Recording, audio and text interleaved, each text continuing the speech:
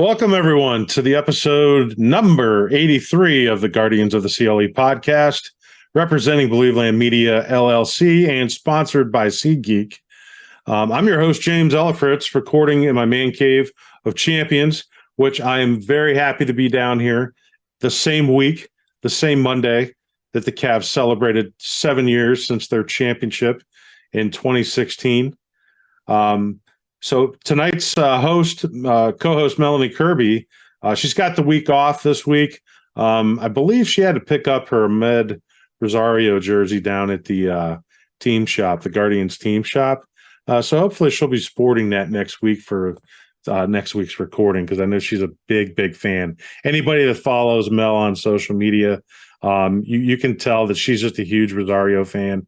So yeah, definitely look for her to be sporting that jersey next episode. So subbing with me tonight is some familiar face, not just his rookie debut like last time. He's back again to help co-host tonight. It's none other than Mr. Derek Dimit. Derek's currently covering the USFL playoff games at Tom Benson Stadium at the Pro Football Hall of Fame here in Canton, Ohio. You can follow him on Twitter at Derek_Dimit. Dimit. So Derek, welcome back, and how you feeling right now? Oh, thank you, Jamie, for that great intro. And it feels pretty sweet to be here with you on this episode on the evening of the Guardians' first sweep of the season. I like how you got that sweep in there. Oh, yeah. Very good job. Very good job. So you know what? As far as the sweep goes with the Oakland A's, finished off the series. 3-game series today with a 3-game sweep with 6-1 victory this afternoon. So I had a guy on Twitter that was talking about earlier this week. He said, hey, we got to sweep the Oakland A's. And I'm like, yeah, it's the expectation, right? It's the worst team in baseball. The owner's doing what he's doing there and, going to move the team to Vegas. So, of course, based on the talent level that they have on that roster, we should beat them and we should sweep them. But sometimes in baseball, it doesn't work out that way. But thankfully, he was right, and it was a sweep. So how you feeling off that with that 4-game win streak and the momentum now that the team's starting to build in June here, going towards All-Star break? Definitely beats a 4-game losing streak, but like you said, you still have to go out there. The game starts 0-0. Once you get between those lines, they have, you still have to get them out 27 times. So it on paper, yeah, it does look like, hey, it's the A's. We can sweep them, but you still have to go out there. Pitchers still have to hit their spots. Hitters still have to get their timely hitting. And thankfully this week, that's what happened for the Guardians. Yeah, and that series win was something that we thought we were going to get that at the beginning of the year in April. Remember? And it seemed like every game that we played with them, even though their roster isn't up to par with major league standards, based on who's on that roster, we thought we would do better than what we did out in Oakland, and we finally showed up this time. And I don't know if that's because we were starting to hit better. But it ended up being a great series, both of them, both in Oakland and in Cleveland. Surprisingly. Now, we need to do that. We need to do a series sweep, since that was the first series sweep for us this season. Now we need to do it against a team that's a winning record, that has a winning record. Right. Yeah. It's going to be a while before we see one of those, but the Brewers coming to town this weekend, kind of in the same boat that the Guardians are, still within striking distance of that central lead, them being the National League and us in the American League, of course. But like you were saying, the A's had the lead. Even though it was earlier this afternoon, I can't quite remember if they had the lead today, but the first 2 games, they had the lead going into the latter parts of the game, and it took some timely hitting, and thankfully some of that progressive field magic, Jacobs field magic as it was, it's starting to show up and at the right time of the year for us. Yeah, current standings in the AL Central, the Twins, believe it or not, They won today. Joe Ryan pitched a 9-inning shutout. He's the guy that looks like Billy from Stranger Things. If you have not seen Joe Ryan, definitely check out his picture. I know for a fact he's got to be the actor in Stranger Things. So, but yeah, Guardians right behind the Twins. The Twins are 38 and 38. Finally, somebody that has at least a 500 record in the division. We're only one game back. The Guardians 36 and 38 with a 4-game win streak, which we mentioned. 6 out of last 10 are victories. We still have the Tigers hanging around right now at 4.5 games back. What do you think? Do you think they're going to go away? I think they will. I think they're still pretty young. I know they have Miggy, and he's on his swan song. Yeah. Yeah, I don't think they have the staying power. I think much like last year, it's going to be that 2-team race between the Guardians and the Twins, and we'll see how it shakes out this year. It favored us last year. Hopefully, much of the same in 2023. Yeah, I mean it's probably going to be a tight race, even though we are playing better baseball.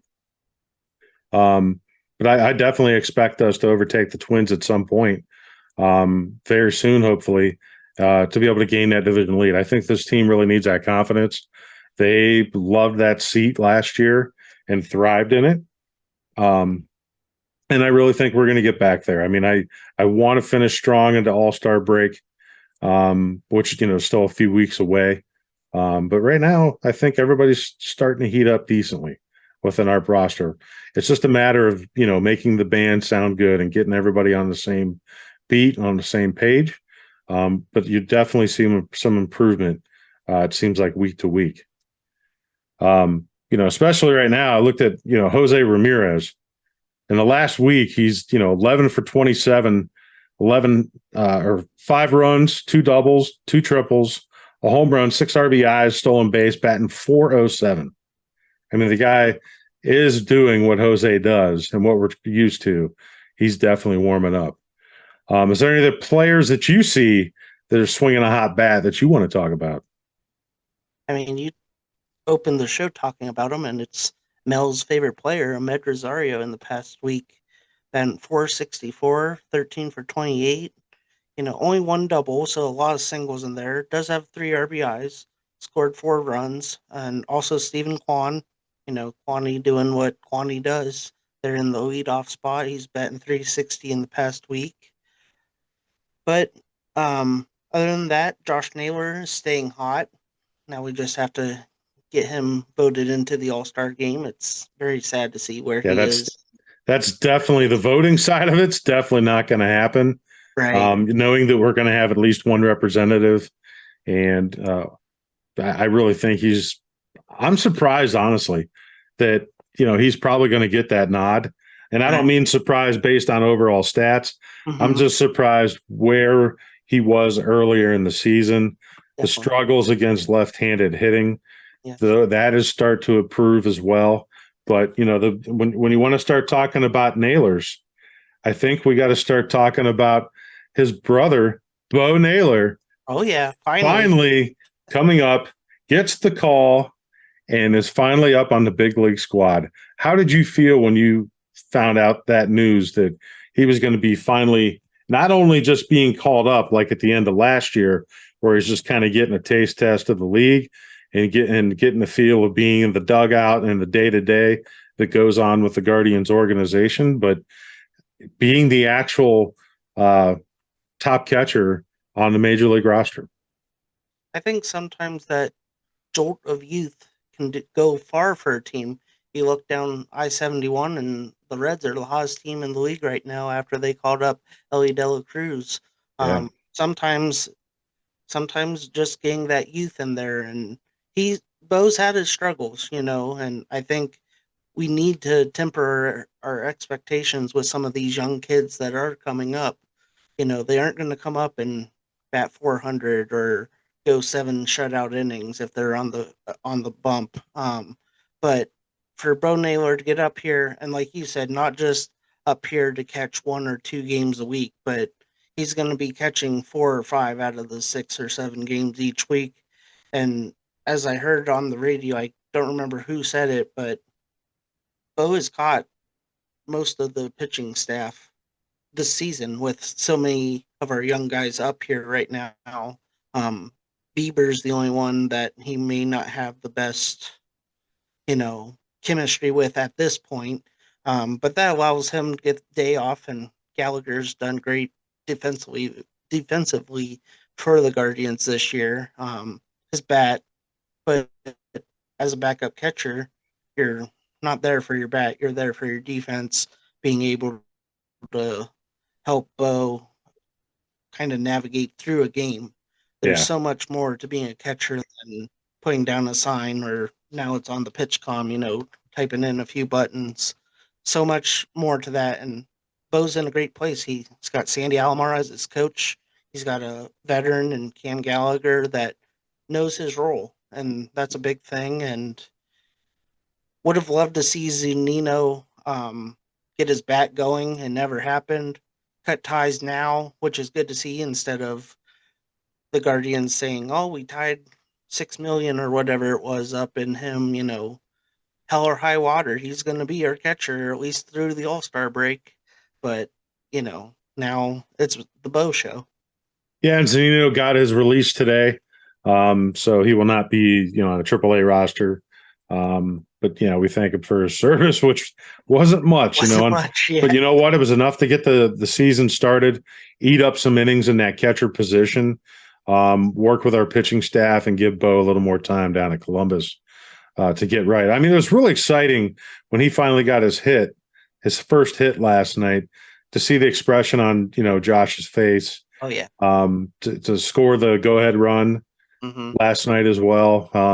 So you're just happy for the kid, the way he has came up, and all the expectations, especially social media, for him to come up, and everybody's waiting. To be honest with you, I think between him and the next person we're going to talk about, Gavin Williams, with those two guys coming up in the offseason, I had mentioned that I really felt this All-Star break, they were going to make a big move, and they were finally going to, thin down some of the prospects that we have and dip into that to bring either a big arm or a big bat. But I'm actually thinking that that's not going to happen now. I think our trades and our improvements, or how you improve the team, is maybe not through a trade. It might be a smaller trade. With having Bo and Gavin up, and then how do you feel about Bieber? Do you want him to be on this roster if we win this Central Division going into the playoffs? It's a very loaded question. Like you said last time I was on, you want to have your best players if you're making the playoffs, and Shane Bieber is the ace, especially with McKenzie being injured again, and we're getting to that here in a few moments. But you aren't going to go deep in the playoffs with 3 rookies, and we'll touch on that a little bit later too. With this is the first time these kids are going to be playing past September, and those miles on the arm that they aren't used to having, we have to keep that in mind as we go into the second half of the season too.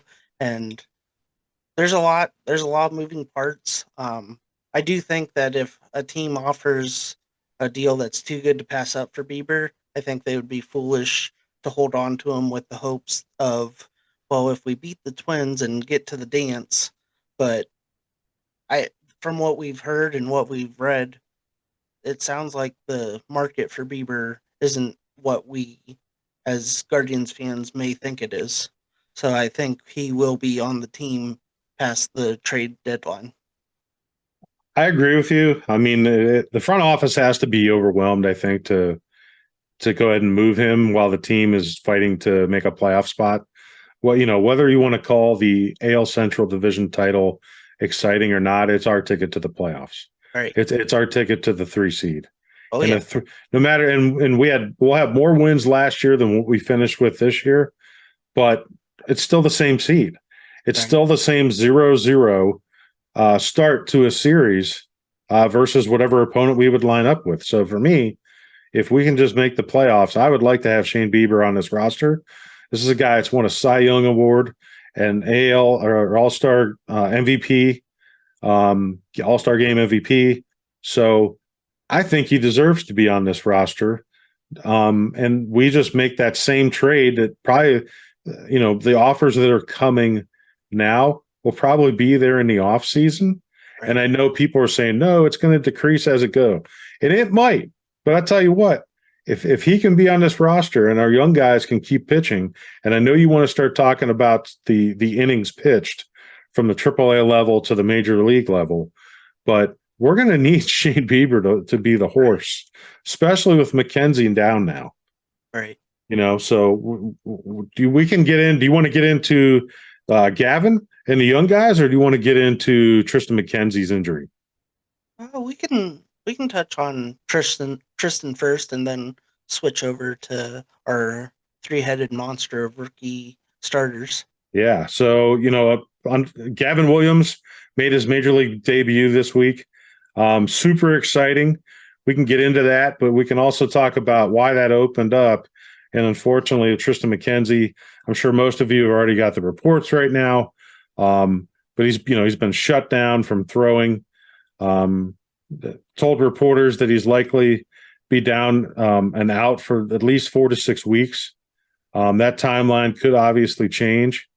But this is still, at least I did hear on sports radio yesterday, there was a whisper of potential surgery on the sprained UCL on the right elbow. Did you hear that? I did not, but like you said, with that 4 to 6 week window, we're looking late August, September, and do we think that he has the time to get ramped up for the playoffs, or maybe he comes back and kind of goes into that Andrew Miller role from 2016, where he's kind of a reliever, but someone that can give you 2 or 3 innings there in the middle of the game. Yeah, I honestly believe they wouldn't go the relief route. He's always going to be. And I look back at the old Danny Salazar career, and where he had just an unbelievable arm, but the poor guy couldn't stay healthy. But right. I don't want the injury bug to start biting Triston. I hope this is something that he can just move on from, get the rest he needs, get the rehab he needs, avoid surgery, and then we can get him back. Because I think, we're talking about relief roles. There's so many other guys that could fit that, like a Cody Morris that got sent back down to AAA this week. Is he going to be that long relief role potentially in the playoffs? Most Indians fans remember back to like a Zach McAllister guy. That guy always sticks out to me. That seems like he'd come in and just eat up like 3 innings in the middle of a game. And that's potentially what Cody Morris is going to do this year. I don't see Triston doing that. I think he either won't be back or he'll be back in our starting rotation, which that's the hopeful side for myself and all of us that want to win a World Series this year. So do you want to talk a little bit about Gavin Williams and the big call up this week and his stat line? How did you feel just before stats? How did you feel just watching him last night? Like someone said, he's probably the most hyped starter that Cleveland has had since CC Sabathia. And that's 20-some years ago. So just knowing that, but I think, like I said earlier, we need to temper our expectations. We can't expect these guys to come up and give us 6 or 7 innings. And Gavin did do an excellent job yesterday. Gave up that 3-run home run, gave up another run there in the 3rd inning, was able to come in, kind of refocus himself and go out there and save the bullpen, knowing that there's a day game the next day. So that was great to see out of a young pitcher, to be able to have that maturity to take that deep breath, push through. And I think it bodes well moving forward. And he just looks like an absolute horse out there. I mean, his 6'6" stature. Just a solid, huge, big starter for us that and I know the comparison of Garrett Cole and his delivery. Right. You can see it. I remember seeing it draft night when they were showing footage from East Carolina and his pitching, and they were comparing him to Garrett Cole. It's like, yeah, I mean, that feels pretty spot on. Right. And, the way he handled his major league start, giving up the 4 hits in a row, and then shutting it down after that, shows that poise and composure. And they were talking about on the game, too, that him being from North Carolina and Carl Willis being from North Carolina, they kind of speak the same language. That was kind of interesting that he's got between having his other, young guys up with Logan and Tanner. These guys that are coming up, they got a great atmosphere and a great support system around them to really help them and help them get good pretty quick. Yeah. You have Bieber, who came up and learned under the tutelage of Kluber, and now he's kind of taking on that Kluber role of these young kids are coming up and they're looking to him. How does Bieber prepare? What's he doing on his off days? How does he attack his bullpens? And that's a great starting point for these kids, like you said, to come up and learn and grow and doing it together. Talk about earlier when we were talking about Bo Naylor, he's caught these 3 guys in Columbus all year up until they made the jump to Cleveland. So there's some of that comfort level, not only for Bo Naylor catching them, but also them throwing to Naylor. And that's only going to help all of their trajectories moving forward. Yeah, and I want you to talk about some of those with Logan, Tanner, and Gavin. Before you do that, I'm going to make a comment. Anybody out there calling Logan T. Allen T still? Stop. We don't have another Logan Allen on the team. So please, I've heard it, stopped on the telecast, watching the games. Can everybody else drop the freaking T? It's not Logan T. Allen. You're not his parents. We don't need to say it anymore. Please drop the T. So yeah, if you want to get into his innings pitched and compare some of these numbers, go right ahead, Derek. Yeah, I was actually thinking the same thing driving around the other day earlier today. It drives me crazy. It's like, all right, it's done with. Yeah, it's one thing if it's supposed to stick. Right. Yeah. But knowing that these kids are coming up in the big leagues for the first time, we all know that, like I said earlier, they aren't going to probably be there all year. And Tito has been asked at numerous times throughout the season about going with a 6-man rotation, and he shot down the idea anytime it's brought up to him.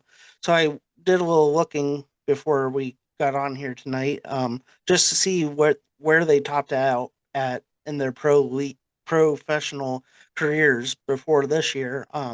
Last year, Logan Allen threw 132 and 2/3 innings and totaled 2,211 pitches. So far this year, including today's start, he's at 73 innings and has thrown 1,246 pitches. So already, right, getting past that halfway point, and we aren't to the All-Star break quite yet. Bybee threw the same exact amount of innings last year, threw about 200 less pitches. As for this year, he's at 68.2 per innings pitched and 1,150 in pitches. And Gavin Williams, with him just coming up and the minor league season starting a little later, he's at 60 innings pitched with 1,008 pitches. Last year, he threw 115 and 1,887 pitches. So all these guys are already past the midway point from where they were last year, and we aren't at the All-Star break. And now that they're in the major leagues, these innings are a little more stressful than at AA or AAA. Derek, that's a great point, because I heard on the radio today, Terry was talking about the high pitch counts. Like, I know Tanner had a high pitch count in his first start in his home state of California at San Diego. Middle of the, 4th or 5th inning, where he's, approaching 100 pitches. But Logan's the same way. And what Francona mentioned in the press conference was that it's the fact that when you have they have those innings, it's not end up being like total pitch count. It's the wear and tear of how many pitches you're trying to get in one inning just to get out of an inning. Right. Where that is even more stressful on the arm than extending it out, obviously. Right. So that's something, to keep an eye on all this during the season is because, hey, for us to win a World Series, legitimately, we might be talking right at the very beginning of November. Right. And it's June. So how do we manage these innings? And then, Francona gets hell sometimes for his use of the bullpen, which I don't, I'm not on that train, but I think there's going to be some more arms coming up and help supporting that bullpen too. Because if these guys are not going to be going 6 or 7 innings, definitely not going 8 innings unless Right. I think. Do you think if any of these guys even had a no hitter going, that they're going to let them roll? I mean, they might based on pitch count. Yeah, I think it would depend on the pitch count. If any of the innings had multiple walks, multiple runners on base with errors or anything, but I think it would take one hell of an outing for Tito to let these guys out there past 7. Yeah, definitely. I mean, you still have Battenfield to come up. You got Cody Morris that can come up. Hopefully, T-Mac can come back this year. Who am I missing? Gaddis? Yeah, and then Cal Quantrill, he's due to pitch tomorrow evening in Columbus to start a rehab assignment, and he's another one that, what does he come back as? Is he coming back as a starter? Are they thinking about transitioning him to a reliever's role? Right now you have 5 starters that are doing pretty well, or you hope that are going to do well. So with Tito adamant against the 6-man rotation, one of them's going to have to go. Yeah, and I would imagine it's going to be Gavin, that he's not going to stick. That he'll be sent back down. But we're definitely going to see him back up. Hell of a great choice, draft choice. We are sitting very pretty with a lot of great starting pitching that's going to be on our roster for years to come. So if we can get that hitting, guys, Guards fans, I mean, the sky's the limit. Right. And gosh, I'd love to get some power. But we all know with young teams, especially ours, we're not lined up that way. But young teams, young players, take time to develop their strength. And I think right now, these guys being in the earlier 20s, close to mid 20s, you really start getting into your peak manhood and your frame. Usually a little bit later, past 25, right around 25 to 26. So we'll see what happens. But I don't expect our power numbers to go crazy, even though Josh Bell finally had a home run today. I know he's had some rough at bats, not even getting some walks, but Josh, we support you, man. We need you. And we need to get that power bat back going. Oh yeah. It helps. It'll help Ramirez. It'll help Naylor. Now that Naylor's getting hot, if Bell's the one batting after him, people will start pitching around Naylor.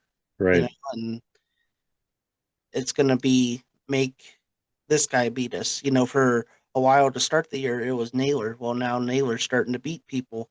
So now the buck's going to keep going down and down until they find someone that they're able to get out. And right now it is Josh Bell, but hopefully with the warmer weather. And again, you don't want him to go up there trying to hit home runs every at bat, but just good at bats, work the count.